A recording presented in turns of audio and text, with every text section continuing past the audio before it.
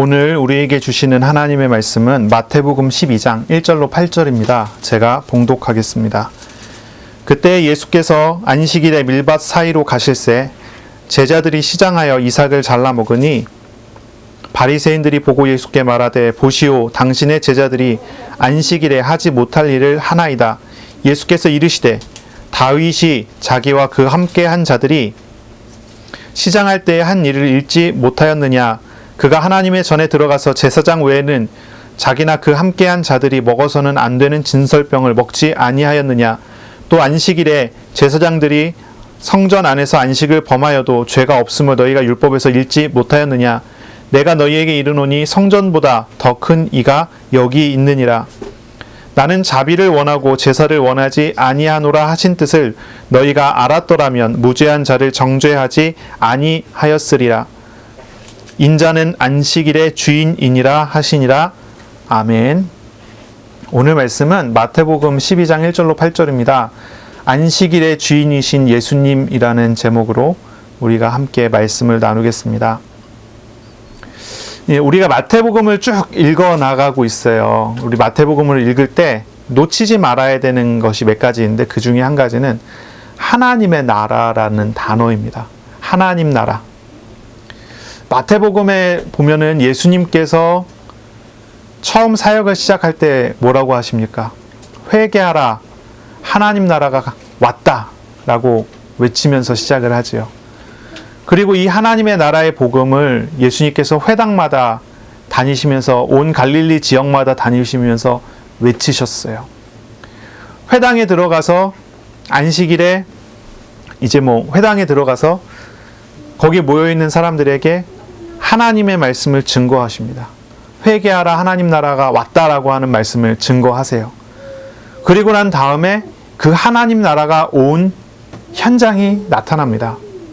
병자가 고침을 받고 귀신 들린 자가 귀신이 떠나가고 하나님 나라의 표적들이 나타나지요. 그리고 또 지역을 옮기셔서 그곳에서 또 회당에 들어가셔서 하나님 나라를 선포하셔요. 회개하라고 하세요. 그리고 그곳에서 또 하나님의 나라의 실제 모습을 거기에 나타나는 모습들이 증거가 되게 하죠. 이렇게 예수님께서 쭉 사역을 하시다가 예수님의 제자들을 부르시고 이 제자들에게 이 사역을 하도록 위임을 하세요. 이제 제자들은 어떻습니까? 예수님의 사자로서, 예수님의 사신으로서 이제 현장에 나가는 거죠. 예수님의 이름으로. 그리고 제자들이 나가서 외치는 내용은 동일했습니다. 하나님의 나라를 외쳤습니다. 하나님 나라가 왔기 때문에 회개해야 된다고 이야기합니다. 회개해야지 그 하나님 나라의 백성이 된다고 얘기하는 거예요.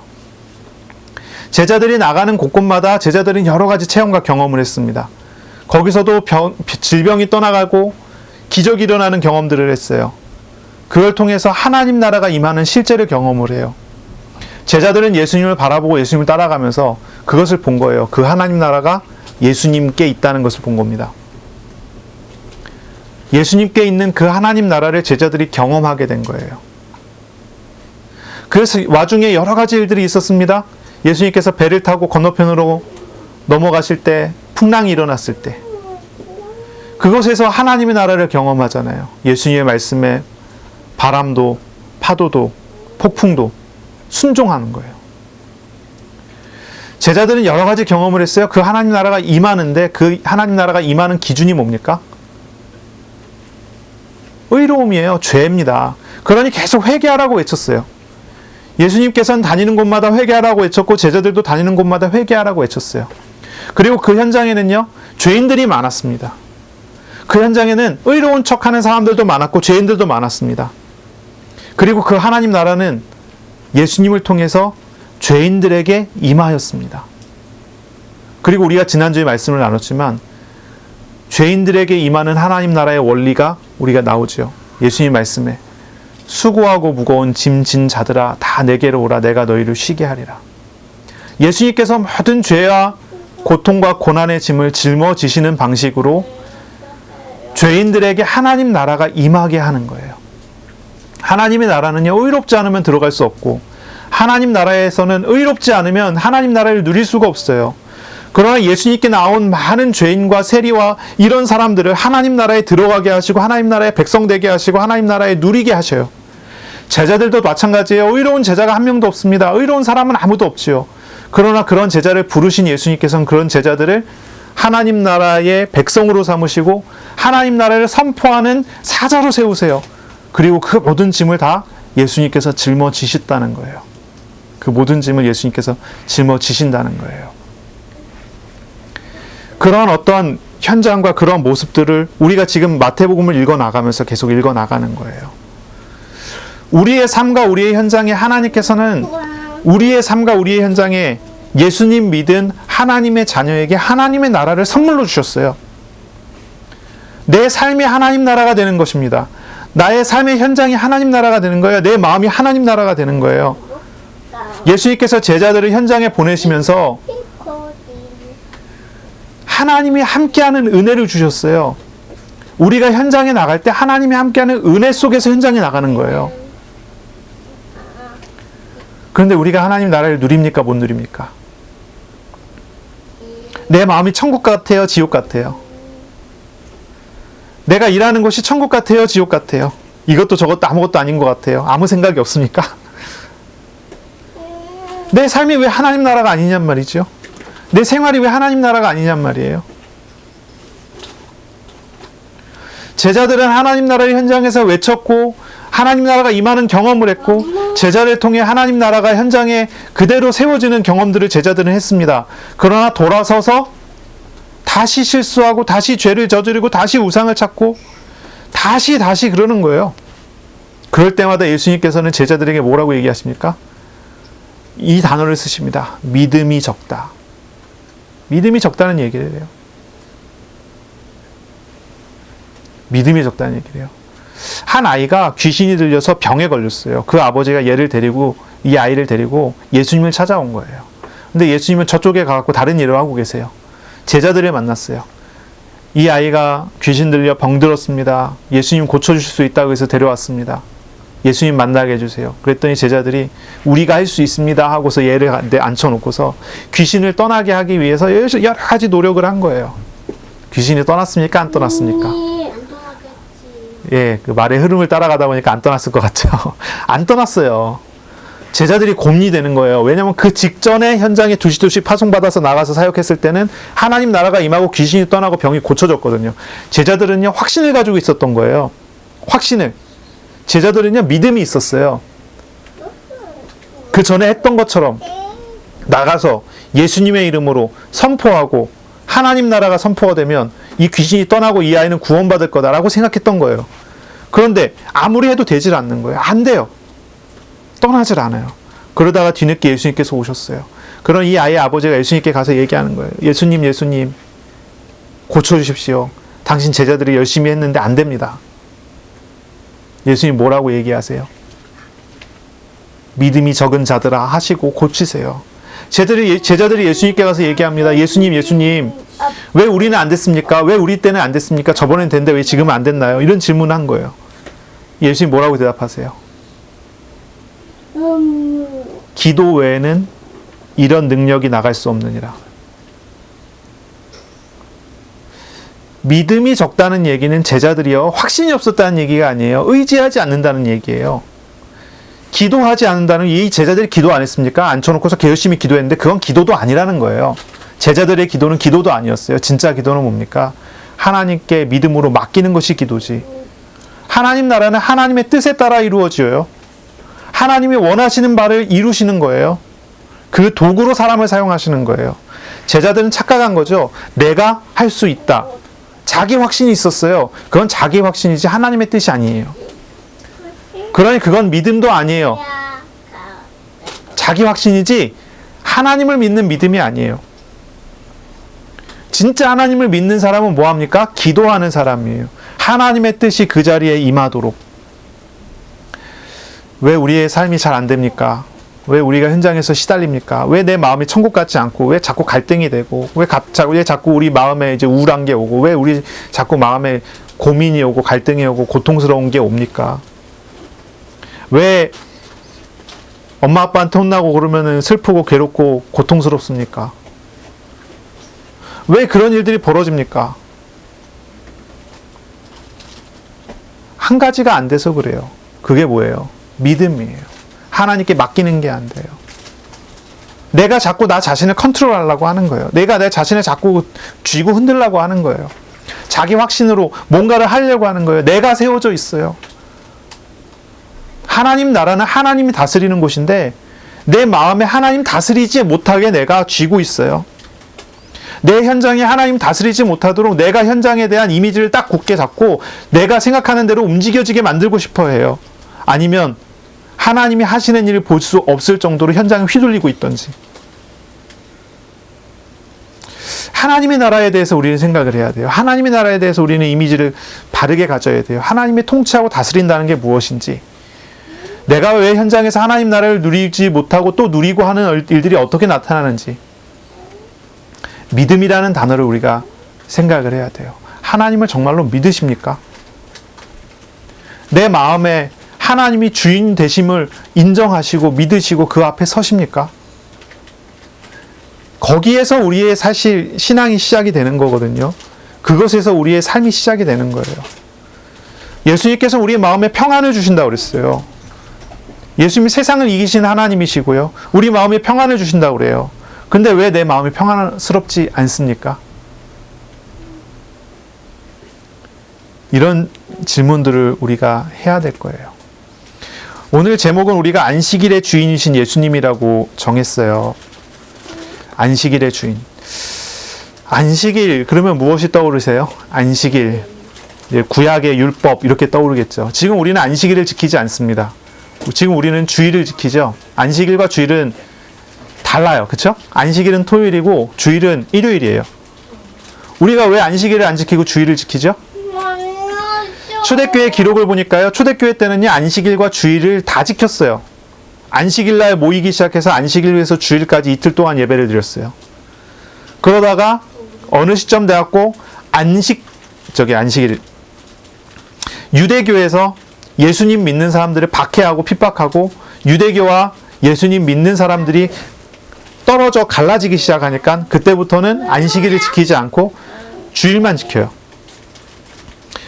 안식 후 첫날에 예수님께서 부활하셨기 때문에 우리는 주일을 지켜요. 또 여러 가지 이유가 있죠. 참된 안식일의 주인이 예수님이시기 때문에 예수님이 부활하신 그날 우리가 그날의 안식일의 의미를 가지고 지켜요. 안식일은 구약의 하나님께서 주신 안식일은요. 하나님 나라를 누리는 중요한 날이었어요. 물론 모든 날이 하나님의 나라죠. 하나님의 나라를 누리는 날이죠. 모든 날이 하나님의 날입니다. 주님의 날입니다. 그런데 하나님께서 특별하게 마지막 날, 7일째 날을 안식일로 하나님께서 정해 주셔서 그날에 쉬면서 하나님의 통치와 다스림, 하나님의 나라를 누리도록 축복을 주셨어요. 그날 우리는 뭐 해야 되냐면 안식일 날 구약 성도들은요. 예배를 드리게 했어요. 예배를 드리게 했어요. 안식일 날 성전에서 예배를 드려요. 2마리의 양을 잡아서 예배를 드려요. 그곳에서 예배와 함께 제사장 또는 선지자의 말씀이 선포가 되는 그런 일들이 있어요. 그것을 통해서 안식일 날은 예배 드리는 날이고 하나님의 통치가 이루어지는 날이고 하나님 앞에 다 무릎 꿇는 날이에요. 그런 것이 안식일이에요. 안식일의 핵심은 뭡니까? 안식일의 핵심은요? 쉬는 겁니까? 일하지 않는 겁니까? 안식일의 핵심이 뭘까요? 안식일의 핵심은 예배 드리는 겁니다. 하나님께 예배 드리게 하기 위해서 하나님께서 일하지 말라 그랬어요. 그게 핵심이에요. 그런데 하나님께 예배 드리는 그 행위를 빼고 일하지 않는 것을 중심으로 두고 한 것이 유대교고 바리새인들이었어요.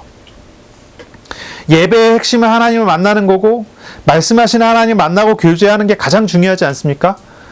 그런데 유대인들은 하나님을 만나는 그거를 빼고 그 안식일을 지키기 시작했단 말이에요. 그러니 이 사람들은 어떻습니까? 하나님의 말씀이 유대인들에게 있기는 있었습니다마는 하나님이 없는 하나님의 말씀만 있었어요. 그렇게 돼버리고 만 거예요. 안식일이 유대인들에게 있었는데 하나님이 없는 안식일만 남았단 말이에요. 그게 문제가 된 거죠. 오늘 본문에 보시면요, 12장 1절에 보니까 제자들이 배가 고파서 안식일에 이삭을 잘라 먹었어요. 이삭을 잘라 먹는 것 자체는 율법을 어기는 게 아니에요. 이삭을 잘라 먹는 건 율법을 어기는 게 아니에요. 신명기 23장 25절에 보니까요, 하나님께서 허용하신 거예요. 너의 이웃의 곡식밭에 들어갈 때는 손으로 그 이삭을 따도 된다 말씀하셨어요. 하지만 이웃의 곡식밭에 낫을 대지는 마라. 그러니까요, 가난한 사람들, 과부들, 고아들, 이런 사람들을 위한 하나님의 법이에요. 아주 인도적인 그런 법이죠. 제자들은 그 밭을 지나가게 된 거예요. 배고플 때에. 거기서 이제 이삭을 따서 먹게 된 거죠. 이거는요, 절대로 율법을 어긴 게 아니에요. 그런데 바리새인들은 안식일 날 이것을 하면 안 된다라고 규칙을 정해놨어요. 그래서 그 이제 원천을 추적해 봤더니 바리새인들의 가르침의 묶음인 미시나라는 것의 안식일 규정에 7장 2절쯤에 있다고 해요.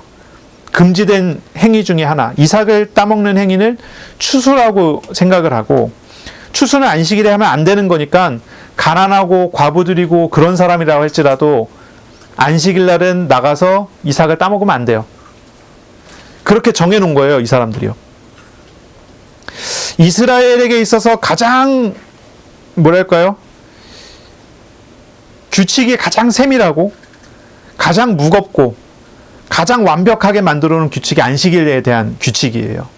이 안식일이라는 것이 유대인의 어떤 정체성과도 관계되어 있는 것 같아요. 그런 율법의 어떤 정체성에. 그래서 다른 율법 조항도 사실 마찬가지긴 하지만 안식일에 대해서만큼은요, 완벽하고 세밀하게 모든 행동을 다 제한하는 방식으로 규칙을 만들어 놨어요. 그러니까 안식일 날은요, 스스로 판단해서 행동할 수 있는 게 단 한 가지도 없다고 생각하면 돼요. 아침에 일어나서 밤에 잠잘 때까지요, 모든 행동에 대한 규칙들이 다 만들어져 있어요. 그날은 완벽하게 안식일 규칙대로 생활을 해야 돼요. 바리새인들이 만들어 놓은 규칙이에요. 안식일은 분명히 하나님의 선물이잖아요. 하나님의 나라를 이 땅에서 누리는 시간을 하나님 주신 거거든요. 안식일날 예배하게 했거든요. 7일 동안은 다 생업에 종사하지만 마지막 날은 하나님께 와서 하나님 안에서 쉬라고 했거든요. 근데 그 하나님 안에서 쉬는 시간이 아니에요, 이제. 모든 규칙을 다 만들어 놓고 거기에 딱 맞춰서 생활해야 되는 거예요. 스스로 판단해서, 스스로 생각해서, 스스로 행동할 수 있는 게 단 한 가지도 없어요, 안식일 날은. 그러니 이것이 시비가 걸리는 거예요. 예수님 제자들이 밀 이삭을 잘라서 먹었으니 이게 시비가 걸리는 거예요. 하지 말아야 되는 행동을 했다는 거예요. 참 생각해보면 그래요. 옛날에 이제 제가 막 한참 은혜 받을 때 생각해보면은 막 은혜 받을 때 고등학교 2학년쯤에요. 교회를 안 나가다 교회를 다시 나가게 됐는데 예배 드리고 말씀 듣는 게 너무 좋은 거예요. 너무 행복한 거예요. 그래서 주일날 예배 드리고 말씀 들으면 그게 너무 좋은 거예요. 주일 지나서 월요일, 화요일 이렇게 되면요, 또 말씀이 듣고 싶어요. 예배를 또 드리고 싶고 주일이 기다려지고 그러는 거예요. 어느 날 주일날이 되니까요, 아침부터 일찍부터 눈이 떠졌어요. 아, 오늘 예배 드리러 가는 날이지. 벌떡 일어나서요, 준비를 했어요. 그때 저희 어머니가 저에게 하시는 말씀이, 일요일에 너 어떻게 이렇게 일찍 일어났냐고. 저는 항상 늦잠을 잤거든요, 일요일에는. 아, 교회 가야 된다고. 그리고 제가 교회를 간 기억이 있어요. 그때 너무 좋았어요. 행복했어요. 가서 앉아서 찬양을 드리는 것도 좋고 말씀을 듣는 것도 좋고 그냥 있는 게 좋은 거예요. 예배 드리는 게 좋은 거예요. 그러다 보니까 주일날 한 번만 교회 가는 게 너무 아쉬운 거예요. 그래서 수요일도 가야 되겠다. 금요일도 가야 되겠다. 토요일도 청년 예배도 가야 되겠다. 제가요, 은혜 받으니까요, 다 하고 싶은 거 있죠. 교회 가서 앉아서 말씀 듣고 있으면 내가 살아나고요, 내가 힘이 나고요, 너무 행복한 거예요. 그런데 한 신앙생활 2년, 3년쯤 하니까요, 주일날 이제 아침에 일어나서 교회를 가는데 무거워요. 뭔가 있잖아요. 힘들어요. 할 게 너무 많아요. 교회 가서 일할 게 많아요. 처음엔 너무 즐겁고 기쁘니까 이것저것 많이 만들어 놨거든요. 가서 학생 예배도 드리고 주일 오전 예배도 드리고 성가대도 하고 끝나면 성가 연습도 하고, 뭐 그 끝나면 이제 또 나가고 그 현장 전도도 나가고 주일날 굉장히 많은 업무가 있는 거예요. 처음에 그걸 하나하나 할 때는요, 너무 행복하고 즐겁고 좋아서 막 했는데, 어느 날 딱 가니까 저에게 무거운 짐들이 다 돼갖고 제가 그 무거운 짐을 지고 있더라고요. 예배를 드리고 하나하나 하는 거예요. 주일학교 교사도 해야 되고요. 뭐도 해야 되고요. 뭐도 해야 되고요. 제가 그거 하나를 빠질 생각을 하니까요, 막 답답한 거예요. 아, 이거 해야 되는데 싶기도 하고요. 아, 있잖아요. 은혜로 시작했는데요, 나중에는요, 은혜가 아니라요, 일로 하고 있는 거예요. 일로. 제가 그 생각이 나요. 안식일에 하나님께서 이스라엘에게 주신 놀라운 축복이고 선물이잖아요. 안식일 날은 축제가 벌어졌어요. 양을 잡아 하나님께 제사를 드리면서 하나님과 만나는 그런 행위가 벌어졌어요. 내가 죄인인데 죄에서 사함받는 기쁨이 있었어요. 제사 자체가요, 기쁨이었어요. 하나님과 함께하는 기쁨이고, 하나님과 함께하는 놀라운 은혜고, 하나님의 말씀을 들을 수 있는 시간이고. 그런데 이스라엘이 점점 변해가기 시작했어요. 점점 변해가기 시작했어요. 어느 날 하나님이 없어져 버렸어요. 하나님 없는 안식일 규례만 남았어요. 이제 죄지어서는 안 된다라고 하는 그런 규칙을 정하기 시작한 거예요. 그리고 한 가지 다 잡아가기 시작했어요. 모든 행위를 다 제한하기 시작했어요.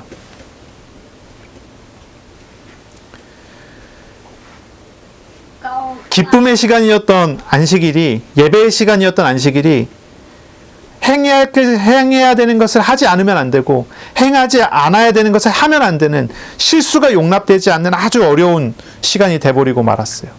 하나님의 품이, 성전에서 드리는 예배가, 안식일에 드리는 모든 삶이 자유를 누리고 행복을 누리고 하나님과 함께하는 시간이 아니라 눈치를 봐야 되는 시간이 돼요.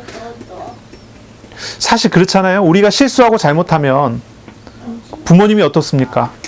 타이르고, 때로는 혼내고, 그리고 결국 안아주고 바르게 가도록 해주잖아요. 그런데 안식일날 잘못하고 실수하면 하나님 품 안에서 타이름을 받기도 하고 혼내기도 하고 결국 하나님 품 안에서 바르게 갈 수 있도록 하시는 거 아니겠어요? 그런데 그 하나님이 없는 거예요. 이 하나님의 함께 하시고 하나님의 안아주시는 그 은혜가 없이 하나님께 혼나지 않기 위해서 강박관념에 시달리기 시작한 거예요. 우리 아이들이 이렇게 생각하고 행동하고 저렇게 생각하고 행동하고 잘못하면 타이르고 그러면서 우리 부모님과 함께 엮여서 하나님 부모님 품 안에서 안전하게 자라나야 되는데 어느 날 이 아이가 나는 혼나기 싫어. 강박관념에 시달리기 시작하는 거예요. 그래서 막 적어놓기 시작했어요. 쪽지에다가. 하면 안 되는 행동, 소리 지르지 않는다, 뛰어다니지 않는다, 하지 않으면 행동, 하면 안 되는 행동 막 적어놓고 강박관념을 갖는 거예요. 혹시라도 쿵쿵 뛰어다닐 것 같으면은 막 시달리기 시작하고 뛰어다니면 혼나는데 이러면서 떨면서 소리 지르려고 목소리가 막 나오려고 그러면 막 잡는 거예요. 소리 지르면 아빠한테 혼나. 이 아이가 제대로 자라날까요? 그러다가 어느 날 아버지 품을 완전히 떠나버렸어요. 이 아이가 정상적으로 자라났을까요? 이스라엘이 그렇게 돼버린 거예요. 유대인이 그렇게 돼버린 거예요. 바리새인의 규례 속에서 인격적이신 하나님을 이제 안 계시게 됐어요. 바리새인에게는요, 하나님 없는 이제 차가운 규칙만 남아있게 된 거예요. 안식일에 성전에서 하나님과 인격적인 교제를 할 수 없는 분위기. 이제 인격적인 하나님과의 교제가 일어날 수 없는 죽은 분위기가 생겨진 거죠. 그게 안식일에 바리새인들이 예수님께 시비 거는 이유예요. 만약에 안식일이 안식일다웠다면 바리새인들이 이렇게 시비를 걸었겠습니까? 그 속에서 하나님이 하시는 일을 받겠습니까? 이 다르잖아요. 프랜스라는 학자가 안식일에 대해서 이렇게 표현을 했어요. 알티 프랜스인데요. 이 사람이 이렇게 얘기했어요. 왜 안식일을 지켜야 되는가? 하나님께서 안식일을 이스라엘에게 주신 이유 4가지를 설명했는데 이렇게 얘기를 해요. 아주 제가 읽으면서 괜찮다고 생각해서 가져왔어요. 창조자를 기억하는 시간이에요. 안식일은요. 하나님께서 6일 동안 만드시고 7일째 쉬셨어요. 그래서 안식일날 쉬라는 거는 하나님이 창조시자시라는 것, 창조자 하나님을 알게 하는 거예요. 그런 시간이라는 거예요. 왜 안식일을 지켜야 되느냐? 두 번째는요, 하나님과 이스라엘이 언약적인 관계 때문이라는 거예요. 하나님의 언약을 주셨는데 그 핵심이 안식일이 들어가 있어요. 그 안식일날 이스라엘이 안식일날 쉬는 이유는 내가 언약 백성이기 때문이에요. 하나님은 내 하나님이고 나는 하나님의 백성이기 때문이에요. 창조자 하나님이 내 아버지시라고요. 그렇기 때문에 안식일을 지켜야 돼요. 세 번째는요, 왜 안식일을 지켜야 되느냐? 이스라엘을 더 거룩하게 하는 하나님의 선물이기 때문이에요. 안식일을 통해서 이스라엘은 구별되는 거예요. 구별되는 거예요. 거룩하게 구별되는 거예요. 죄에서 구별되고, 우상에게서 구별되고, 더러움에서 구별돼요. 이방 민족에게서도 구별돼요. 이 이스라엘은요, 안식일을 통해서 깨끗한, 거룩한 그런 백성이라는 것이 이 안식일을 통해서 늘 확인이 되게 하시는 거예요. 그런 삶을 살도록 하시는 거예요. 네 번째는요, 왜 안식일을 지켜야 됩니까? 장차 도래할, 장차 오게 되는 하나님 나라의 기쁨에 대한 약속이기 때문에 안식일을 지켜야 된다. 이 프랜스가 이렇게 얘기했어요. 네 가지. 창조자를 기억하게 되고, 언약 백성이라는 걸 알게 되고, 거룩하게 되는 그런 시간이고, 구별되는 시간이고, 하나님의 나라의 기쁨을 누리는 시간이에요. 안식일은요, 분명히 그렇습니다. 큰 축복을 누리는 시간으로 하나님이 주신 선물이에요. 언약 백성으로서 하나님과 교제하게 하고, 하나님의 은혜를 누리게 하고, 하나님의 인도하심과 역사하심 아래서 살아갈 수 있는 시간으로 주신 거예요. 이것을 우리가 생각해야 되겠죠. 물론 우리가 지금은 안식일을 지키는 게 아닙니다. 주일날 예배를 드리죠. 그러나 우리가 주일날 예배를 드리지만 안식일의 의미를 알고 있어야 돼요. 의미. 오늘 본문에 예수님께서는요, 안식일의 진정한 의미에 대해서 말씀하셨어요. 7절을 보시기 바랍니다. 이렇게 말씀하십니다. 나는 자비를 원하고 제사를 원하지 아니하노라 하신 뜻을 너희가 알았더라면 무죄한 자를 정죄하지 않았으리라. 호세아 6장 6절 말씀을 예수님께서 인용을 하셨어요. 나는 자비를 원하고 제사를 원치 않는다. 이렇게 안식일의 의미를 설명하셨어요. 안식일은 무슨 날이죠? 양 잡아 죽이는 날이 아니에요. 자비를 원하시는 날이에요. 하나님이 이스라엘을 품어주시는 날이에요. 메시아이신 그리스도께서 이스라엘의 죄를 짊어지시는 날이에요. 그런 의미로 제사를 지내요. 내가 살기 위해 양을 죽이는 것은 죄인인 내가 양을 죽이는 죄를 더하는 거예요. 양이 죽는 걸 보면서 내가 죄인임을 알고 저 양과 함께 죄에 대해 같이 죽는 사람은 사는 사람이에요. 구원을 받는 사람이에요. 자비와 제사에 대한 이미지가 있어요. 이스라엘은 늘 양을 잡아 죽였어요. 안식일날. 그러나 그것은 하나님의 자비가 이루어지는 시간이 아니라요, 양을 잡아 죽이는 살인이 더 일어나는 시간이라는 거예요. 하나님께서 이스라엘을 구원하시고 안식일을 주시고 그 안식일날 이스라엘과 함께 하시는데, 이스라엘과 함께 하시는 그 안식일날 하나님께서 주시고자 하는 것은 은혜였어요. 정죄가 아니고요. 그런데 이 바리새인들은요, 그 안식일날 은혜를 구하고 하나님의 은혜를 구하는 것이 아니라 이 바리새인들이 예수님 제자를 보면서 정죄하기를 원했어요. 그러니 이 말씀을 하세요. 안식일은요, 우리가 정말로 하나님의 은혜 속에서 교제하는 시간이어야 돼요. 하나님 품 안에서 기뻐하는 시간이어야 돼요. 예배하는 사람은 하나님을 인격적으로 만나야 하고요. 예배자는 하나님을 알아가야 돼요. 하나님은 제사를 기뻐하지 않으세요. 자비를 원하세요. 황소를 드리는 것보다 진정한 예배를 드리기를 원하세요. 그리스도를 영접한 자에게는 하나님 나라가 이미 임한 거죠. 우리의 마음에 하나님이 계시고 하나님의 통치가 임하게 되는 거예요. 우리의 생각과 우리의 모습에 하나님은 얽매이시지 않습니다. 하나님은 하나님의 뜻대로 우리를 인도하세요. 그런데 이 하나님은요, 우리에게 강제로 일을 하지 않죠. 언제나 인격적으로 우리를 대우하시죠. 안식일날 하나님께서 이스라엘에게 오셔서 이스라엘을 인격적으로 언제나 대우해 주셨어요. 강제로 일하지 않았어요. 우리의 삶에 여러 가지 상황이 전개된다고 하더라도 하나님께서는 우리가 스스로 하나님 앞에 나와 인도받기까지 인내하고 기다리시죠. 예배도 그렇죠. 강제하는 예배를 받으시기 원하지 않으셨어요. 우리가 준비되어 인도받아 스스로 하나님을 찾고 예배하기를 하나님께서는 기뻐하셨어요. 그러니 오래 참고 기다리시면서 우리에게 말씀하시고 또 말씀하시고 우리에게 손을 내미시고 자비를 주세요. 근데 이스라엘은 어땠습니까? 정반대로 갔죠. 어떤 이런 부분들이에요. 안식일의 주인은 예수님이십니다. 안식일의 주인은 예수님이십니다. 하나님의 나라와 안식일에 대해서 잠깐 얘기를 했어요. 우리는 하나님의 나라를 누리는 사람이 돼야 돼요. 그리고 안식일의 참 의미를 알고 진짜 하나님 나라를 누리는 시간이 돼야 돼요. 그리고 그 하나님의 나라, 그 안식일은 예수님 안에 있어야 되고요.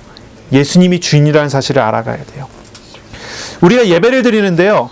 무엇으로 예배를 드려야 합니까? 무엇으로 예배를 드려야 되죠?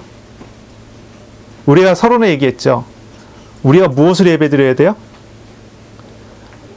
하나님 나라의 현장에 우리가 무엇으로 누려요? 믿음입니다. 하나님을 믿는 믿음. 자기 확신이 아니에요. 나를 믿는 게 아니에요. 하나님을 믿는 거예요. 우상을 믿는 게 아니에요. 하나님을 믿는 거예요. 우리가 무엇으로 예배 드립니까? 요한복음 4장 24절에 보니까 하나님은 영이시니 예배하는 자가 영과 진리로 예배할지니라 그랬어요. 하나님은 영이시기 때문에 예배하는 자가 영과 진리로 예배해야 된대요. 이걸 주석을 제가 여러 번을 찾아봤어요. 옛날에 이제 개역 한글판은 번역을 이렇게 했죠. 하나님은 영이시니 예배하는 자가 신령과 진정으로 예배해야 된다. 신령과 진정으로 예배된다 했더니 사람들이 어떻게 했습니까? 간절한 마음으로 신령하게 예배드리려고 했던 거예요. 그래서 옛날에 우리가 이미지가 있죠. 목사님은 성경을 옆에 딱 끼고 인사를 신령하게 했어요. 목소리를 쫙 깔고 안녕하십니까 막 이러면 쉰 목소리도 나면서 그렇죠. 그게 신령하다라고 생각을 했던 것 같아요. 근데 요즘에 그렇게 인사하시는 분 거의 찾기 힘들죠. 번역을 바꿨어요. 신령이 아니에요. 영으로 예배드려야 돼요. 영으로. 하나님이 영이시기 때문에 우리가 영으로 예배드려야 돼요. 우리가 진리로 예배드려야 돼요. 이거는 정확하게 표현하면은 하나님은 영이시기 때문에 우리가 육으로 예배드릴 수가 없어요. 하나님은 영이시기 때문에 육적인 경향을 가지고 하나님 앞에 나갈 수가 없어요. 예수님으로 나가야 돼요. 하나님의 영으로 예배드려야 돼요. 하나님이 영이시기 때문에 타락된 우리로서는 되지 않고 하나님의 영으로 예배해야 돼요. 예수님의 영으로 예배해야 돼요. 예수님이 말씀하시길 내가 길이요 진리요 생명이니 나로 말미암지 않고는 아버지께로 올 자가 없느니라. 예수님 말씀하셨죠. 우리가 하나님께 예배드릴 때는요. 진리이신 예수님을 통해서 예배하는 거예요. 예수님의 영으로 예배하는 거예요. 안식일날 참된 안식이 이루어지려면 어떻게 해야 됩니까? 메시아가 없으면 안 돼요. 그리스도가 없으면 안 돼요. 이스라엘 사람들은요. 그리스도를 통해 하나님을 만나는 거예요. 구약의 성도들은요. 피로써 제사를 지내는 시간이에요. 안식일날이요. 피로써 제사를 지내므로 나를 대속하시는 하나님을 바라보게 하는 시간이에요. 그리스도 없이 메시아 없이 예배가 이루어질 수 없고 메시아 없이 참된 안식일이 이루어질 수가 없어요. 예배는요 분명히 그렇게 이루어져야 돼요. 예수님을 통해서 드리는 것, 예수님의 이름으로 드려지는 것. 우리가 기도할 때 항상 예수님의 이름으로 기도하죠. 예수님의 이름이 아니면 우리가 기도를 할 수가 없어요. 기도를 하나님 받지를 않으세요. 죄인의 목소리를 어떻게 들으십니까? 우리는 이것을 알아야 돼요. 오늘날 우리는 어떻게 예배를 드려야 될까요?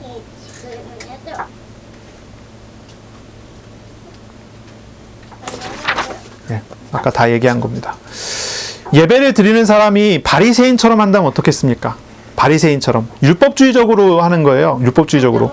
바리새인들에게는 인격적인 하나님이 없어요. 하나님과의 교제도 없어요. 법칙만 있고요. 법만 있어요. 법을 잘 지켜서 그것으로 인정받아서 천국 가겠다. 이게 바리새인의 생각이에요. 하나님의 도우심이라는 것도 없어요. 내가 율법을 열심히 철저하게 잘 지켜야 되는 거예요. 그 율법주의예요. 하나님이 놀라운 은혜로 율법을 선물로 주셨는데 율법을 통해 하나님 안에서의 삶을 살아야 되는데 이 바리새인들은요. 이 율법을 통해서 하나님과 함께하는 게 아니라 율법에서 하나님을 제거해서 율법주의를 만들었어요. 율법주의를 만들어서 하나님의 도움이 없이도 율법을 잘 지켜서 구원받겠다는 거예요. 그렇게 예배드리면 어떻게 해요? 하나님과의 교제도 없고 인격적인 하나님도 없고 하나님 주권도 없는 예배. 나의 삶과 노력이 나를 결정한다고 생각하는 거예요. 예배를 내가 열심히 준비해서 내가 열심히 해갖고 내가 뭔가를 쌓아갖고 예배를 드리면은 공로를 받는다 생각하는 거예요. 제가 이런 사람들을 가끔 봤는데요. 큰 일을 눈앞에 두고 우리 하준이는 항상 딱 30분이 좀 넘으면 이런 얘기를 하더라고요. 예, 뭐라 그럴까요? 집중의 한계가 30분인가 봐요. 어쨌든 좀 더 해야 돼요. 절반 했어요. 네.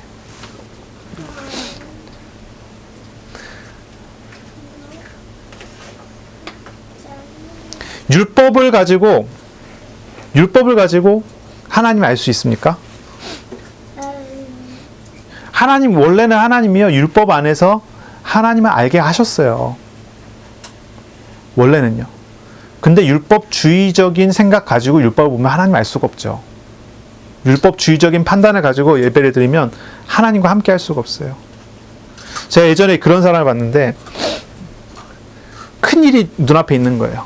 예를 들어 뭐 큰 사업하는데 큰 어떤 결정을 할 때가 딱 왔어요. 뭐 계약을 해야 된다든지. 이 사람이요, 하나님께 헌금을 해야 된다는 거예요. 헌금을. 하나님께 미리 헌금을 하고 하나님 응답을 달라고 하는 거예요. 내가 하나님 앞에서 이렇게 정성을 들인 만큼 하나님 나에게 은혜 주시지 않겠냐. 진짜 은혜 받고 싶으면 내가 하나님께 더 많이 드려야지. 하나님과 뭐 하는 거예요? 거래를 하는 거예요. 거래를. 잘 됐을까요? 안 됐을까요? 때로는 잘 됐고 때로는 잘 안 됐겠죠. 하나님 그거 좋아하시지 않습니다. 분명히 그래요. 근데 그렇게 해요. 이게 율법주의자들의 생각과 비슷한 거예요. 내가 뭔가를 많이 준비해서 하면은 하나님께서 그걸 잘 들으시겠지. 내가 뭔가 완벽하게 죄를 짓지 않는 생활을 해 나가면 나에게 복을 주시겠지. 그러나 하나님은 완전히 비인격적으로 만들어 놓는 거예요. 하나님의 뜻도 없고 하나님의 생각도 없고 하나님 주권도 없어요. 모든 걸 생각하고 모든 걸 판단하고 모든 걸 진행하는 건 나예요. 이게 율법주의 안에 딱 자리 잡아져 있는 거예요. 이게요. 이 뿌리 내려져 있는 거예요. 근데 그런 식으로 신앙생활 한단 말이에요. 예배 드리면서도 기도하면서도 생각하면서도요. 그러니 아침에 일찍 일어나서 새벽부터 일어나갖고 기도가 잘 풀린 날은 오늘 기도도 잘 됐고 하나님 잘 나에게 응답 주시겠지. 아침에 일어나서 기도도 잘 안 되고 혼란스럽고 뭔가 자꾸 이렇게 꼬이는 날은 오늘은 마귀가 나한테 많이 공격을 할 것 같고 은혜도 못 누릴 것 같고. 왜 그래요? 내 행위와 내 판단과 내 노력과 이런 것들이 나에게 영향을 준다고 생각을 자꾸 하는 거예요. 새벽부터 일어나서 내가 하나님께 시간을 드렸으니 하나님 나에게 은혜 주시겠지. 이 생각이라니까요. 그러나 절대 신앙생활이라는 게 그런 게 아니에요. 오늘날의 사람들이 율법에 대한 어떤 규칙을 가지고 자신의 삶을 만들어가지는 않아요. 그런데 비슷한 구석이 있어요. 예배를 통해 인격적이신 하나님을 만나려고 하지 않는다는 거예요. 그러니까 자꾸 비인격적인 방법을 사용해갖고 뭔가 하려고 하는 거예요. 어떤 공로, 어떤 감, 어떤 느낌 가지고 막 자꾸 하려는 거예요. 예배를 통해 인격적이신 하나님을 만나야 되는데 그렇지 않아요. 하나님의 자리에, 인격적이신 하나님의 자리에 하나님은 없고 어떤 행동할, 실천할 어떤 규칙이 있고요. 어떤 자기 기준이 있어요. 그것으로 하는 거예요. 그러나 예수님은요, 보세요. 이 사람들에게 뭐라고 얘기합니까? 바리새인들에게 뭐라고 얘기합니까? 예수님은요. 바리새인들이 자기 기준을 가지고 나와서 예수님께 얘기했단 말이에요. 자기의 전통적인 기준을 가지고 얘기했단 말이에요. 예수님 저 제자들 안식일 어겼다 이러면서 얘기했단 말이에요. 예수님은 성경 해석을 가지고 설득하지 않았어요.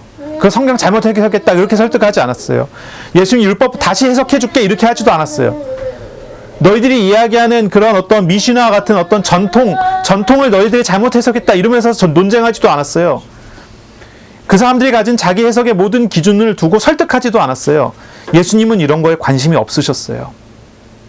오직 예수님은 말씀하셨어요. 딱 두 가지 말씀하셨어요. 첫째는 다윗의 비유, 두 번째는 안식일의 제사장 비유를 얘기하셨어요. 그리고 안식일에 대한 모든 해석 위에 있는 절대적인 규칙을 이야기해요. 뭐예요?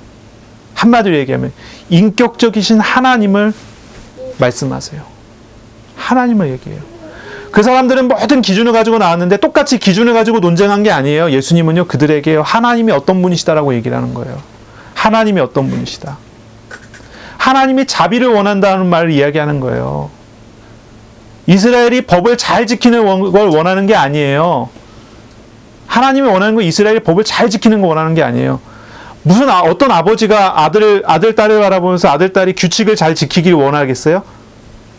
우리 아들, 딸이 마음과 생각이 바르게 자라는 걸 원하지? 그렇잖아요? 뭐 사이코패스라고 하죠. 그 사람들은 천재가 많대요. 소시오패스, 사이코패스 이런 사람들이 천재가 많대요. 그래서요, 생활이나 이런 것들이 아주 깔끔하대요. 규칙을 너무 잘 지킨대요. 그런데 감정이 없어요. 사이코패스가 그러죠. 감정이 없어요. 막 강아지를 잡아 죽이는데 죄책감이 전혀 들지 않아요. 사람을 잡아 죽이는데 그거에 대한 감정의 동요가 전혀 없어요. 규칙은 너무 잘 알아갖고요. 사람들한테 걸리지 않게 딱딱딱 지키고요. 그런 자식을 부모님이 원하겠습니까? 너무나 규칙을 잘 지켜서 행하는데 감정이 없는 자식들을 원하겠어요? 아버지의 뜻이 그렇겠습니까? 아이가 너무 잘하는데 이 아이가 뭔가 삐뚤어져 있어요. 그러면 그게 원하지 않는 모습이 아니겠어요? 그런 자녀를 원하는 부모님이 어디 있겠어요? 하나님이 자녀들을 율법 다 잘 지키지만 하나님을 모르고 우상을 더 잘 섬기는 사람으로 만들어 간다면 하나님 그걸 기뻐하시겠어요? 율법 잘 지키지 못해도 내가 짊어지고 내가 너와 함께 할게. 하나님은 자비를 주시고요. 관계를 원하세요. 예수님께서 이 사람들에게 얘기한 건 그거예요. 다윗의 비유는 뭡니까? 원래 다윗과 다윗이 함께한 사람들은요, 제사장이 아니기 때문에 제사장의 음식을 먹으면 안 돼요. 진설병 위에 있는 그 음식은 제사장만 먹어야 돼요. 근데 다윗과 다윗이 함께한 사람들 그걸 먹었어요. 근데 하나님께서 그거에 대해서 벌을 주지 않았어요. 왜 그렇습니까? 그것이 하나님의 자비예요. 하나님의 인격적인 사랑이에요. 또 제사장들은요, 안식일 날에요, 성전 안에서 무슨 행동을 해도요 다 괜찮아요. 제사장들은요, 평상시보다요 안식일 날 훨씬 바빠요. 왜냐면 성전 안에서 일이 많잖아요. 근데 그걸 가지고 안식일을 범했다 얘기하지 않아요. 절대적인 규칙이라고 안식일을 이 사람들이 정해놨지만 그 절대적인 규칙 아니에요. 하나님의 일을 하는 사람들, 하나님의 사람들에게 하나님께서 주신 하나님의 기준이 있어요. 근데 이거를 다 무시하는 거죠, 이 사람들은요. 자, 그걸 얘기하는 거예요. 그걸 말씀하세요. 예수님은요, 이렇게 말씀하세요. 몇 절입니까? 6절입니다. 내가 너희에게 이르노니 성전보다 더 큰 이가 여기 있느니라. 예수님이 스스로 이야기하세요. 성전보다 더 큰 이가 여기 있다. 어떤 규칙도요, 인격적이신 하나님을 빼고는 이야기할 수 없어요. 성전이라고 하는 이미지가 있죠. 성전, 하나님의 집, 성전, 그러면 거기서 해야 되는 규칙들 다 이걸 생각하죠. 근데 그 규칙 위에 계신 메시아, 하나님이 계세요. 인격적이신 하나님이 계세요. 바리새인들은 규칙과 율법을 가지고 예수님께 나왔지만 예수님은 이들과 논쟁하고 싸우지 않아요. 그들의 규칙은 하나님 없는 규칙이고 그들의 율법은 하나님이 없는 율법이기 때문이에요. 논쟁할 이유가 없어요. 단지 예수님은 말씀하세요. 아들 하나님이 여기 계시다라고 말씀하세요. 그리고 8절에 말씀하시기를 인자는 안식일의 주인이니라 라고 말씀하세요. 주님은 스스로를 안식일의 주인이라고 말씀하세요. 다시 조금 돌아가세요. 요한복음 4장 24절에 예배에 대한 말씀이 나와요. 사마리아 수가성 여인이에요. 이 여인이 예수님께 질문했어요. 예수님 어디서 예배해야 돼요? 여기 사마리아 성에서, 사마리아에 있는 요 산에서 예배드려도 되나요? 당신네들 유대인들은 예루살렘에서만 예배해야 된다고 얘기하는데 그 예루살렘에 있는 성전으로 가야 돼요? 여기 있는 사마리아에 있는 요 산의 산당이 요 위에도 있는데 여기서 예배드리면 안 돼요? 이 수가성 여인이 예수님께 이렇게 질문했어요. 그랬더니 예수님 대답하셨어요. 예수님이 대답은 이랬어요. 하나님은 영이시니 예배하는 자가 영과 진리로 예배해야 된다. 예루살렘 성전에 가야 돼요? 아니면 예루살렘 성전에 가지 못하는 사람은 지역 회당이라도 가야 되나요? 그게 기준인가요? 장소가 문제예요? 장소에서 이루어지는 율법으로 하나님께서 정해놓은 그 규칙이 중요한가요? 모든 규칙과 모든 법칙과 이 사람들이 생각했던 모든 어떤 자기 기준들을 예수님께서 한마디로 정리하셨어요. 그건 예배가 아니라는 거예요. 예배는 뭐예요? 하나님이 영이시기 때문에 영과 진리로 드리는 것이 예배다라는 거예요. 예배는요, 어떤 인간적인 노력과 애씀이나 어떤 규칙과 규례 아니면 어떤 장소에서 이루어지는 게 아니에요. 참된 예배는요, 인격적이신 하나님의 은혜로 인격적이신 하나님을 예수님을 통해서 만남으로써 이루어지는 게 예배예요. 그게 진짜 예배예요. 우리에게 오신 예수님 아들 하나님을 의지해서 되는 게 예배예요. 율법적인 노력이나 어떤 방법도 아니에요. 오직 하나님의 영, 인격적이신 하나님의 일로서만 되는 것이 예배예요. 그러면 우리가 진짜 예배가 드려지려면 어떻게 해야 됩니까? 진짜 예배가 드려지려면 우선순위를 바꿔야지요. 우리의 우선순위가 다 바꿔져야 돼요. 예수님을 알고 하나님 인격적으로 만나는 게 돼야 돼요. 그럼 이렇게 얘기하니까 어떤 사람은 막 방종하는 사람이 있어요. 막 마음대로 하고. 그러면 규칙 이런 거 다 무시하자. 이런 사람들도 있어요. 그러니까 이제 뭐 어떻게 합니까? 마음대로 자기 편한 대로 예배를 그렇게 바꿔버리는 거예요. 교회당도 나갈 필요도 없고 교회당 가서 예배 드릴 필요도 없고 꼭 거기 자리에 있어야 되느냐? 아니지 않느냐? 하면서요 그냥 막 자연스럽게 자유스럽게. 그래서 어떤 사람들은요 이제 사람들이 모여서 목사님도 없이 어떻게 합니까? 서울에 있는 그런 교회가 있어요. 어떤 교회는 목사님이 돌아가셨어요. 목사님이 돌아가셨거든요. 근데 이 사람들이 후임 목사님을 세우질 않는 거예요. 사역자가 없어요. 그 사람들이 뭐 하냐면 매주 모여갖고요 돌아가신 목사님의 설교를 틀어놓는 거예요. 그걸로 예배 드린대요.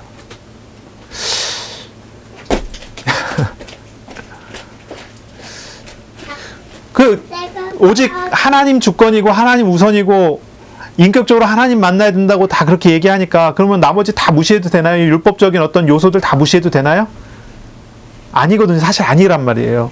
그런데 사람들이 그렇게 생각하는 경우들이 있어요. 그러니까 막 방종해버리는 그런 경우. 근데 율법은 그런 의미로 주신 게 아니에요. 율법 자체는 예수님께서 완성하셨고 십자가에서 율법의 정죄되는 것을 끝내셨지만 우리가 정죄되게 하는 것을 끝내셨지만 율법 자체가 가지고 있는 율법의 의미가 있거든요. 예배로서 드린 예배법이 있거든요. 제사법이라고 그러죠. 거기 담겨져 있는 의미를 놓친다면 참 예배가 드려지기도 어렵지 않겠습니까?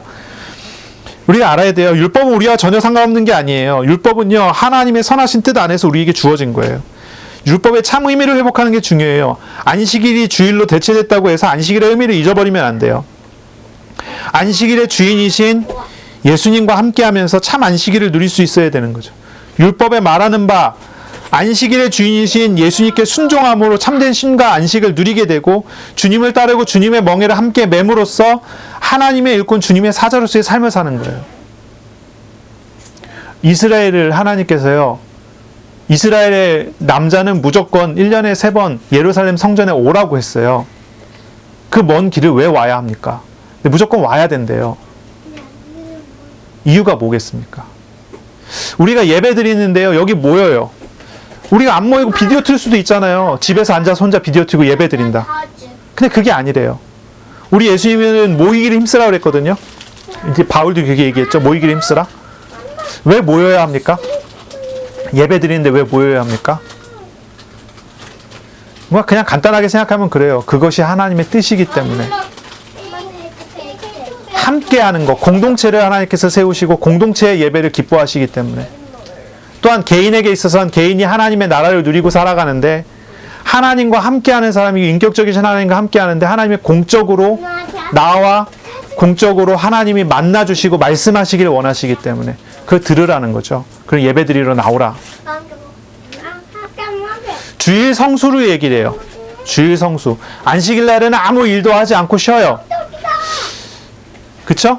우리가 안식일의 의미를 가지고 왔어요. 주일날? 주일날 어떻게 합니까?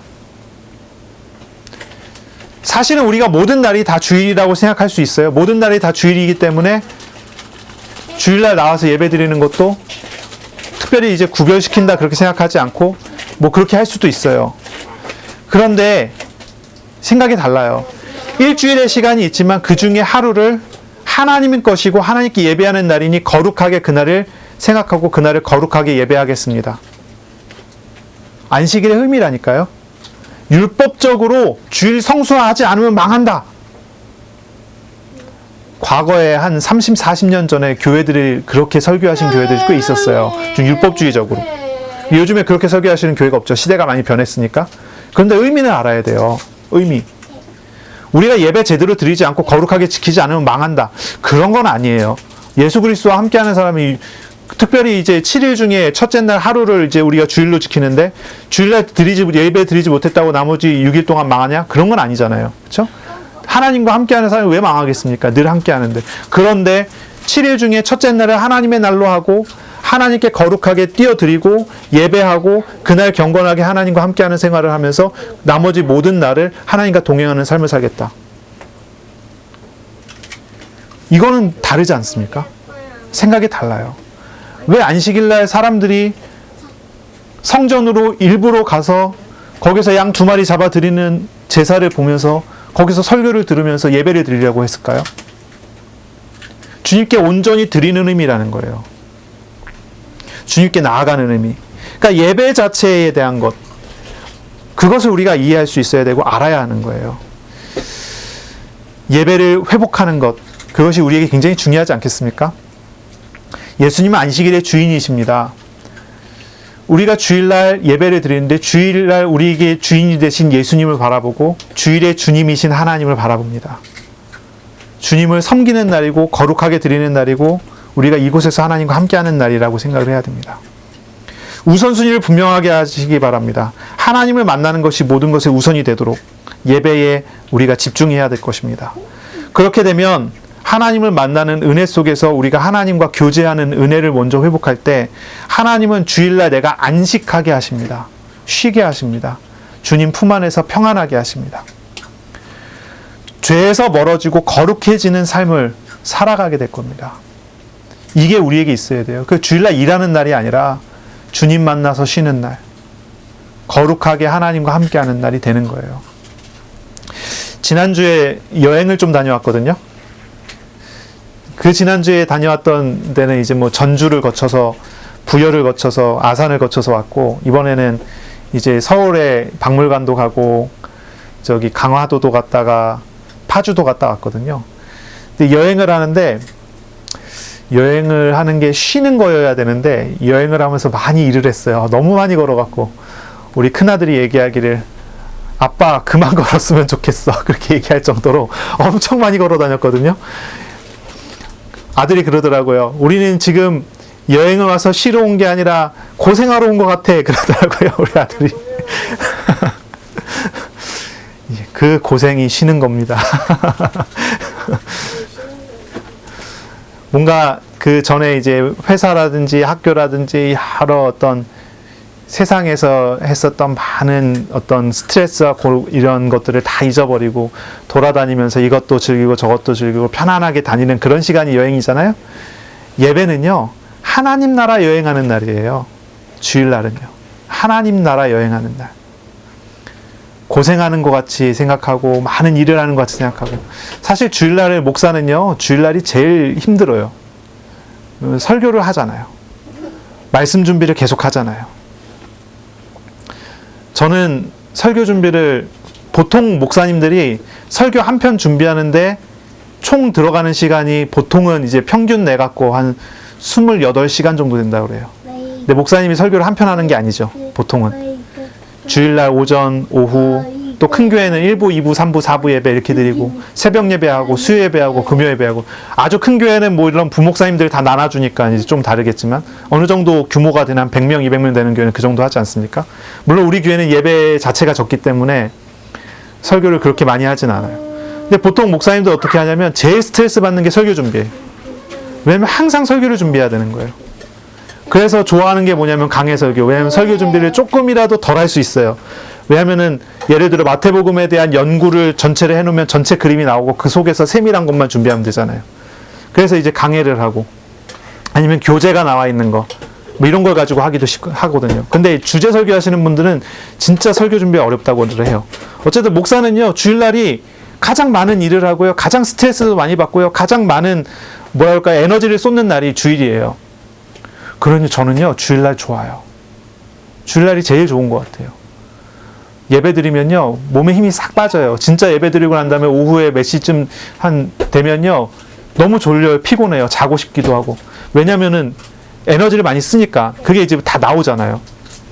근데 예배 드리면요, 저는 기대가 되고요. 준비하면서도요, 말씀 선포하고 말씀 나오는 것이 기쁨이 되고요. 고생하는 게 아니라. 여러분, 주일날 교회 갖고 일하는 게 얼마나 감사한 건지 아십니까? 하나님과 함께하는 실습을 하는 거예요.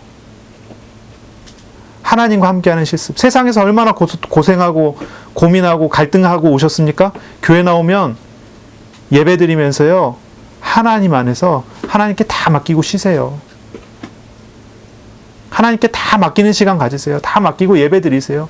하나님께 다 맡기고 기도하세요. 교회라는 거는 또 다른 고생을, 세상에서 이렇게 고생하고 가는데 교회에서 또 고생하는 게 아니에요. 하나님과 함께 하면서 하나님의 은혜를 누리는 시간이 되는 거예요. 그런 은혜를 누리시기 바랍니다. 아멘. 이게 굉장히 이제 중요하죠. 정리를 좀 하겠습니다. 안식일의 참된 의미를 회복하시기 바랍니다. 하나님과 인격적인 교제와 만남을 회복하는 시간이 주일이 되시길 바랍니다. 말씀하시는 하나님과 동행하는 그런 은혜를 누리세요. 규칙과 법칙, 얽매임을 다 버려버리세요. 물론 그 버린다고 해서 방종하라는 얘기가 아니에요. 말씀하시는 하나님과 함께 하시면 규칙과 법칙, 이런 것도, 얽매임 이런 것들은요, 모든 어떤 억눌림은 다 사라지고 누림으로 돌아오게 될 거예요. 말씀을 묵상하며 죄된 생각과 우상을 버리고 주님께 날마다 나아가는 그런 복된 시간을 가지시기를 바랍니다. 기도하겠습니다.